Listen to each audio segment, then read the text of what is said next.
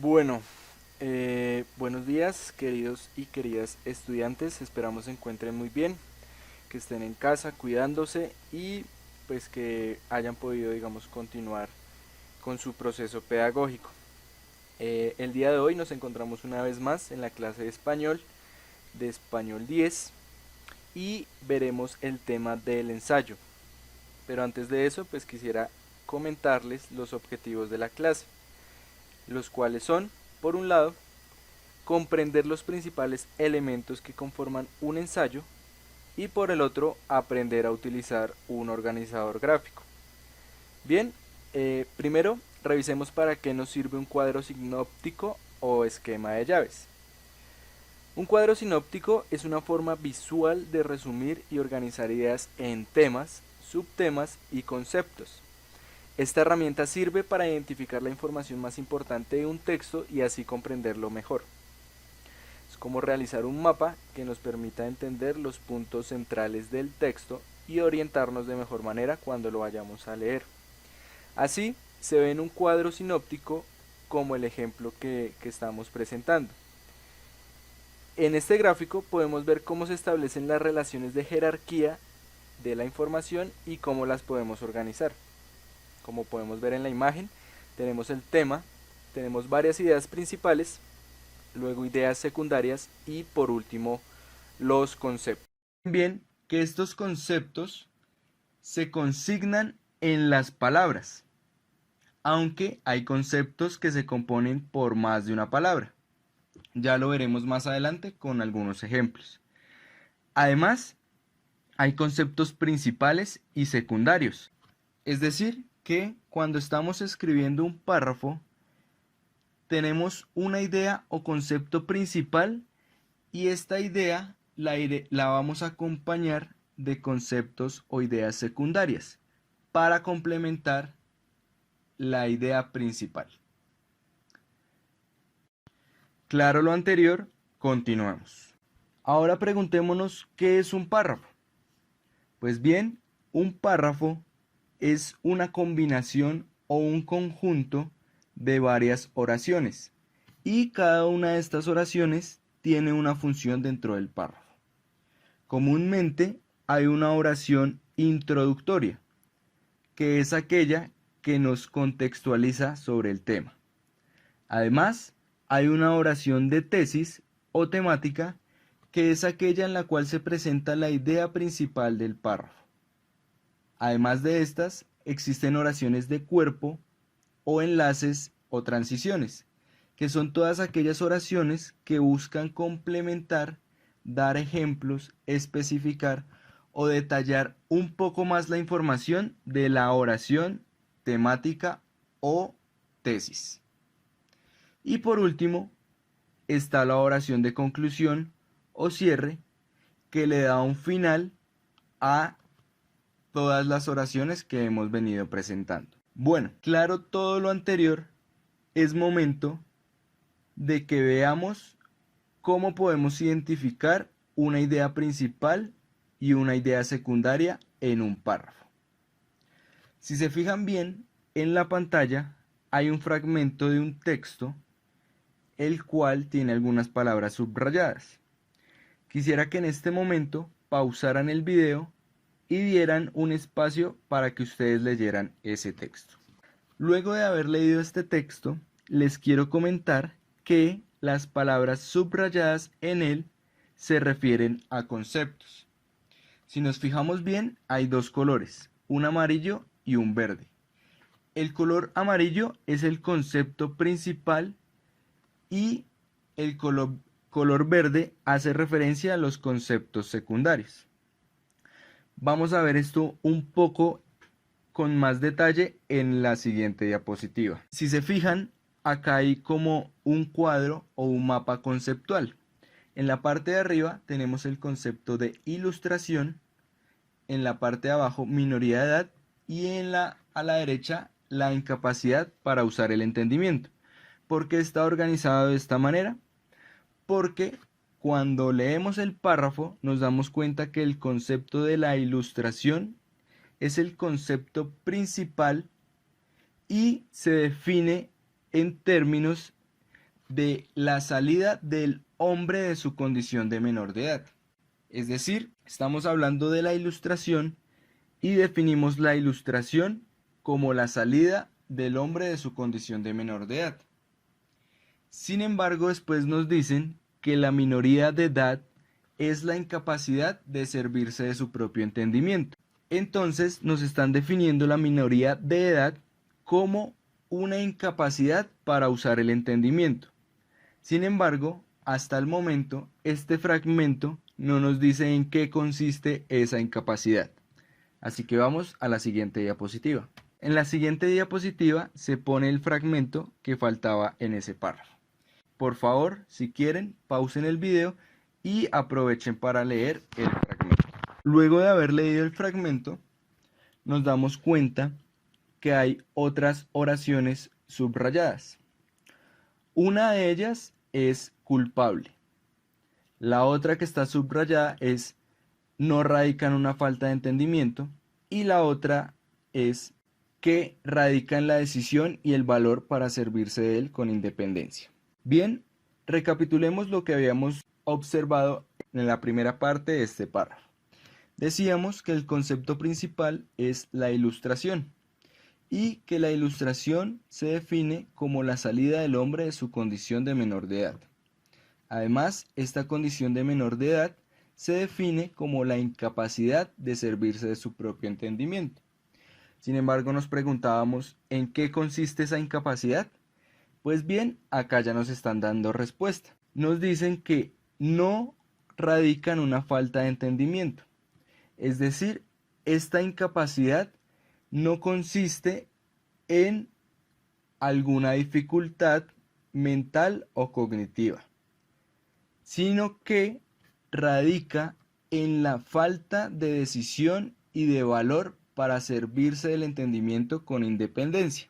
Y por último, nos dice que por esta razón el humano es culpable. Veamos esto un poco más claro en el siguiente gráfico. Bien, en este gráfico complementamos lo que ya habíamos hecho en el anterior.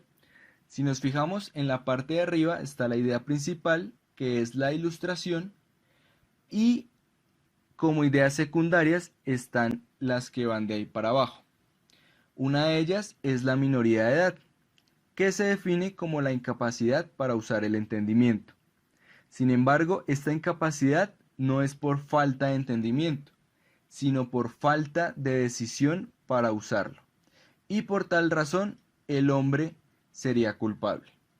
Que en términos más precisos, se podría hablar de que el hombre es responsable de esa falta de decisión. Pues bien, continuemos con el siguiente párrafo.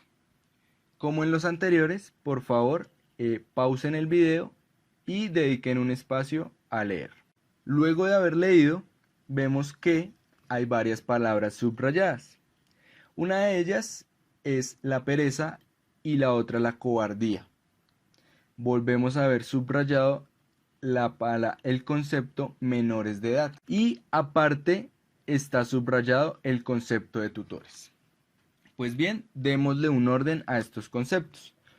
Como en el párrafo anterior, con amarillo está subrayado las ideas principales, que en este caso son la pereza y la cobardía, ya que ellas son las causas para que la mayoría de humanos permanezcan en su condición de menor de edad.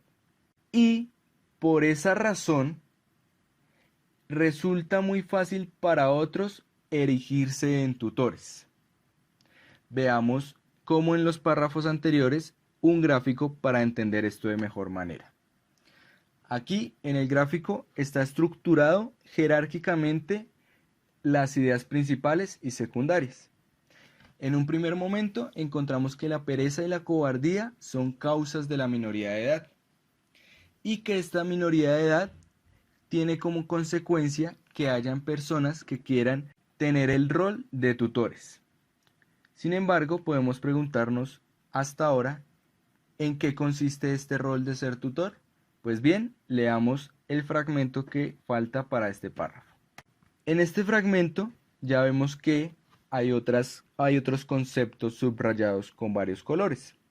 Veamos entonces la gráfica para entender de mejor manera esto. Como en los párrafos anteriores, por favor, pausa el video y lee el párrafo. Bien, ya vemos la gráfica completa y vemos que los tutores es un otro que piensa por mí. ¿En qué consiste ser ese un otro?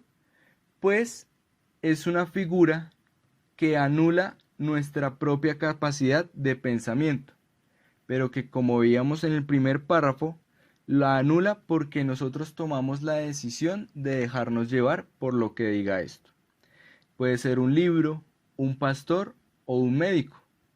Es decir, si seguimos tal cual al pie de la letra lo que dicen los libros, o lo que dicen los pastores, o lo que dicen los médicos o médicas, y nunca nos damos la oportunidad de dudar de esos discursos que expresan ellos, pues simplemente estaremos dejando de lado nuestra capacidad de pensar y nuestra capacidad de ser autónomos por nuestra reflexión propia. Bien, claro esto, vamos al último párrafo. Como en los anteriores, por favor, pausa el video y dedica este tiempo a leer con calma.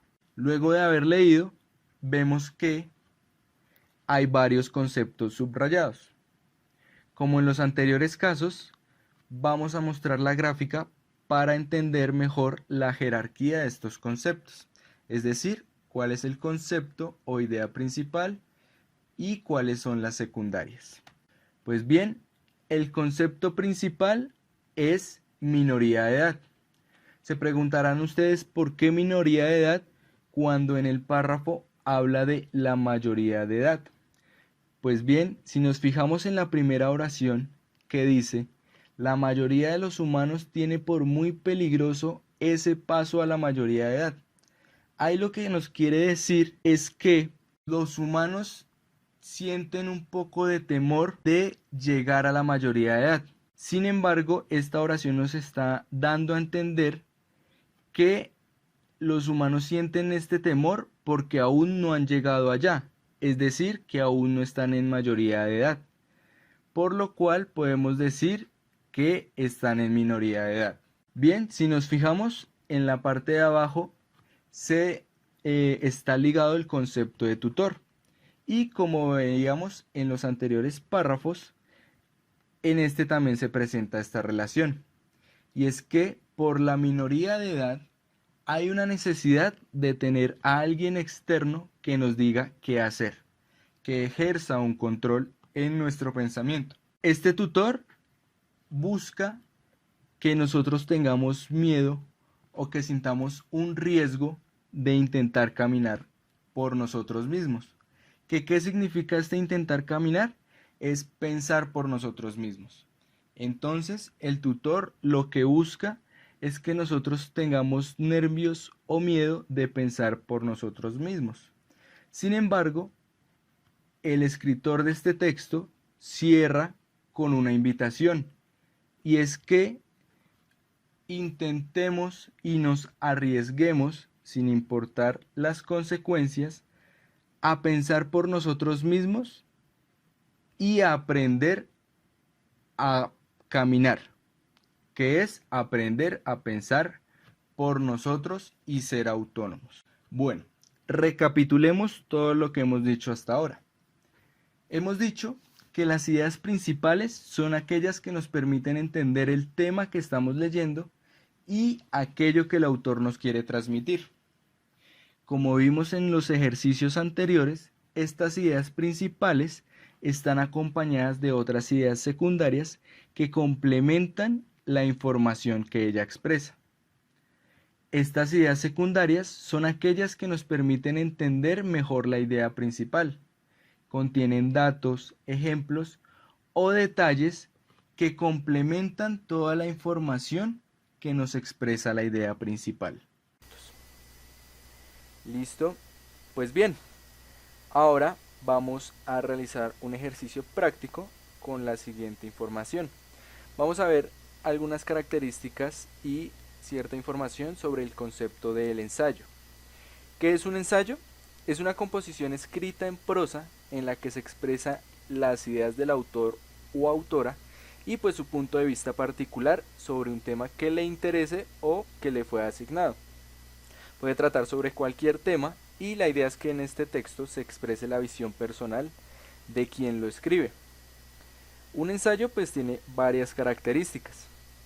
Puede abarcar cualquier tema, no hay límites para la extensión, se centra en el tema que está trabajando y lo aborda desde distintas perspectivas, da una visión personal del autor, selecciona de manera cuidadosa y precisa el léxico que va a usar, teniendo en cuenta la persona que va a leer el texto.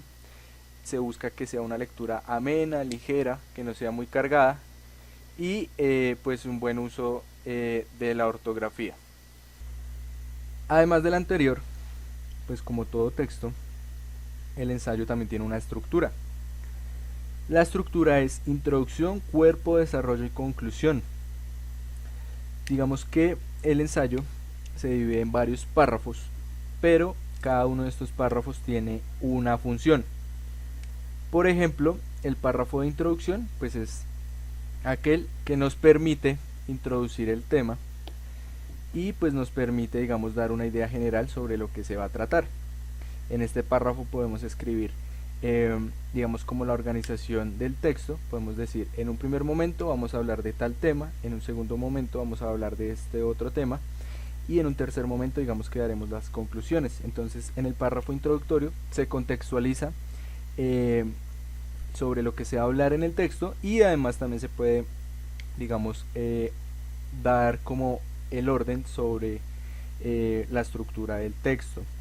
En los párrafos de cuerpo de desarrollo pues son aquellos párrafos en los que vamos a establecer las ideas principales, las ideas que queremos justificar y pues las vamos a complementar con argumentos que justifiquen esa posición. Podemos hacer argumentos por medio de ejemplos, analogías o por autoridad, como hemos visto en las anteriores clases.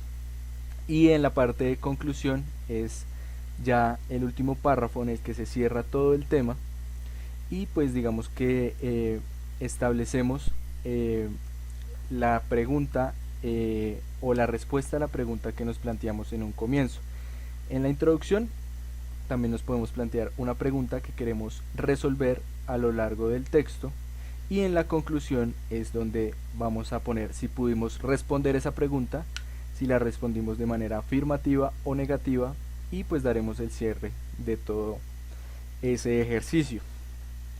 Bueno, ahora vamos a ver algunos pasos previos para la escritura del ensayo. En un primer lugar pues hay que seleccionar el tema, además hay que buscar información y hay que buscar fuentes que nos puedan ayudar para ver como la visión general del tema que estamos tratando.